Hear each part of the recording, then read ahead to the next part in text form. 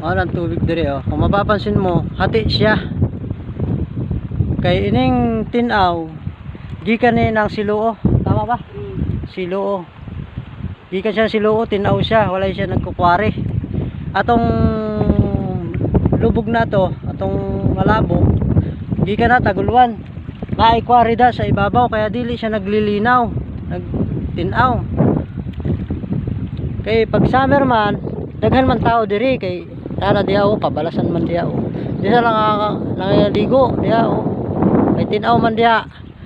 Kaya lang ang problema, ang tubig dili siya gatinaw. Kanilang o ang tinaw. Ang gikan sa Siluo nga ilog. Kay tulo nga ilog man na. Gikan ang Diklom. Kana, Diklom. Atong isa Siluo sa kaliwa. Atong diretso na yan. Gikan na lang Mangima ba? Mangima, yung Pasugong. Mao na na. Ulaman yan, diya bagsak tanan nga ilog, kaya dako ang ilog diri sa ubos. Tapos pag tinunton mo yan paingon dito, Taguluan na yan, sa may Taguluan na river na dito, itong may tulay na.